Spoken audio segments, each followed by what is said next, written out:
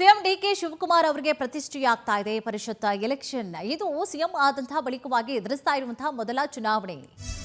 So ಇಲ್ಲಿವರೆಗೆ ಒಂದು ಲೆಕ್ಕ, ಡಿಕೆ ಶಿವಕುಮಾರ್ ಅವರು ಪಕ್ಷಕ್ಕೆ ಏನೇ ಸಮಸ್ಯೆ ಆದರೂ ಕೂಡ ಎದುರಿಸ್ತಾ ಇದ್ದಿದ್ದು ಒಂದು ಲೆಕ್ಕ. ಬಟ್ ಈಗ ಈ ಲೆಕ್ಕ ಚೇಂಜ್.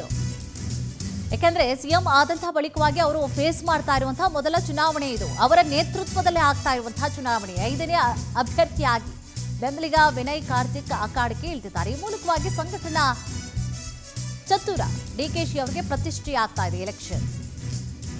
ಬೆಂಬಲಿಗನ ಪರವಾಗಿ ಮತಗಳನ್ನು ಸೆಳೆಯಲು ರಣತಂತ್ರವನ್ನ ಹೆಣಿತಾ ಇದ್ದಾರೆ ಡಿಕೆಶಿ.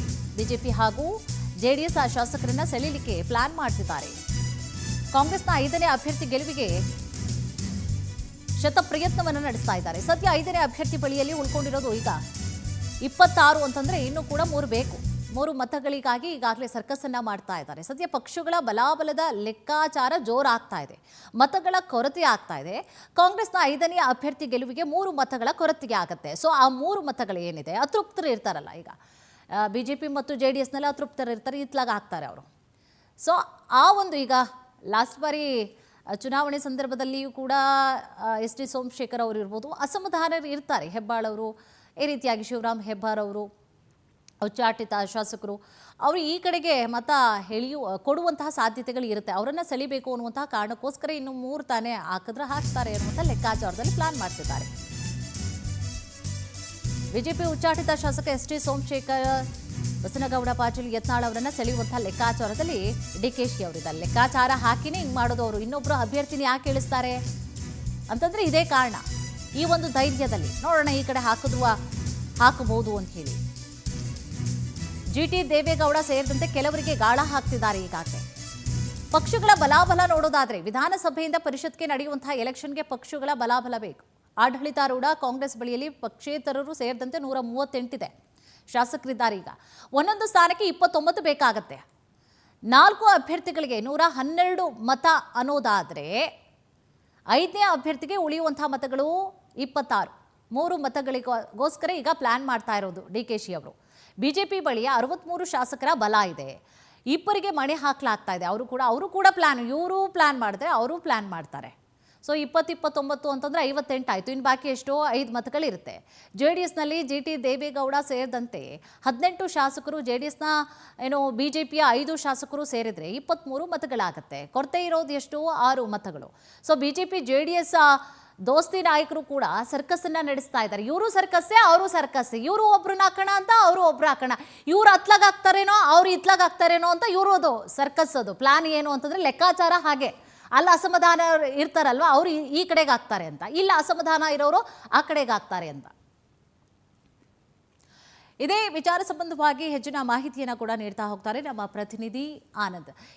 ಆನಂದ್, ಈಗ ವಿಧಾನ ಪರಿಷತ್ ಚುನಾವಣೆ ಸಂಬಂಧವಾಗಿ ಯಾವ ರೀತಿಯಾದಂಥ ಲೆಕ್ಕಾಚಾರಗಳನ್ನು ಎರಡೂ ಪಕ್ಷಗಳು ಕೂಡ ಈಗಾಗಲೇ ಮಾಡ್ಕೊಳ್ತಾ ಇದೆ, ಏನಿದೆ ಕಂಪ್ಲೀಟ್ ಮಾಹಿತಿ?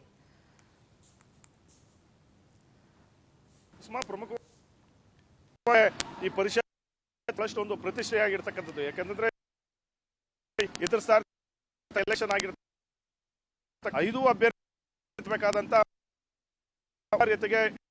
ಬಿದ್ದಿರ್ತಕ್ಕಂಥದ್ದು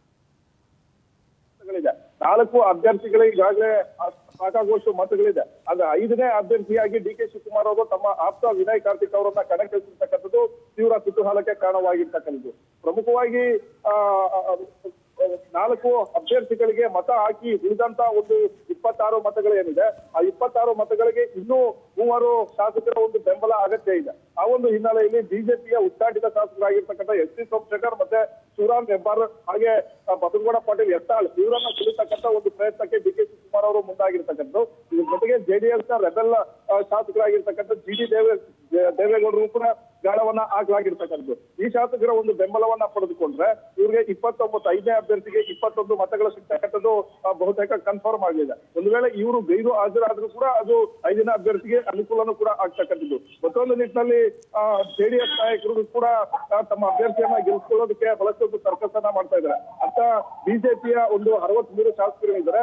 ಅವರ ಒಂದು 2 ಅಭ್ಯರ್ಥಿಗಳಿಗೆ ತಲಾ 29 ಮತಗಳಂದ್ರೆ 58 ಮತಗಳಾಗುತ್ತೆ. ಬಾಕಿ 5 ಮತಗಳನ್ನ ಜೆಡಿಎಸ್ಗೆ ಸಪೋರ್ಟ್ ಮಾಡ್ತಕ್ಕಂಥ ಒಂದು ನಿಟ್ಟಿನಲ್ಲಿ ಒಂದು ಪ್ಲಾನ್ ಅನ್ನ ಹಾಕೊಂಡಿರ್ತಕ್ಕಂಥದ್ದು. ಜೆಡಿಎಸ್ ನ 18 ಮತ್ತು ಬಿಜೆಪಿಯ 5 ಸೇರಿದ್ರೆ 26 ಆಗುತ್ತೆ, ಇನ್ನು 23 ಆಗುತ್ತೆ. ಇನ್ನು 6 ಶಾಸಕರ ಒಂದು ಬೆಂಬಲನೂ ಕೂಡ ಬೇಕಾಗಿರ್ತಕ್ಕಂಥದ್ದು. ಈ ಹಿನ್ನೆಲೆಯಲ್ಲಿ ಕಾಂಗ್ರೆಸ್ನ ಒಂದಷ್ಟು ಶಾಸಕರಿಗೆ ಗಾಳಾಗ್ತಕ್ಕಂಥ ಒಂದು ಪ್ರಯತ್ನಕ್ಕೆ ಈಗ ಜೆಡಿಎಸ್ ನಾಯಕರು ಕೂಡ ಮುಂದಾಗಿರ್ತಕ್ಕಂಥದ್ದು. ಒಟ್ಟಲ್ಲಿ ಈ ಒಂದು ವಿಧಾನ ಪರಿಷತ್ ಬಲ ನೋಡೋದಾದ್ರೆ ಕಾಂಗ್ರೆಸ್ 4 ಸ್ಥಾನಗಳನ್ನ ಗೆಲ್ತಕ್ಕಂಥದ್ದು ಬಹುತೇಕ ಕನ್ಫರ್ಮ್ ಆಗಿರ್ತಕ್ಕಂಥದ್ದು. ಹಾಗೆ ಬಿಜೆಪಿಯ 2 ಪರಿಷತ್ ಅಭ್ಯರ್ಥಿಗಳ ಗೆಲುವನ್ನು ಕೂಡ ಕನ್ಫರ್ಮ್ ಆಗಿರ್ತಕ್ಕಂಥದ್ದು. ಆದ್ರೆ ಇಲ್ಲಿ ಕಾಂಗ್ರೆಸ್ನ 5ನೇ ಅಭ್ಯರ್ಥಿಗೆ ಕೇವಲ 3 ಮತಗಳು ಇರ್ತಕ್ಕಂಥ ಒಂದು ಹಿನ್ನೆಲೆಯಲ್ಲಿ ಬಿಜೆಪಿಯ ಉಚ್ಚಾಟಿತ ನಾಯಕರಿಗೆ ಗಾಳ ಹಾಕೋದಕ್ಕೆ ಈಗ ಡಿ ಕೆ ಶಿವಕುಮಾರ್ ಅವರು ಮುಂದಾಗಿರ್ತಕ್ಕಂಥದ್ದು.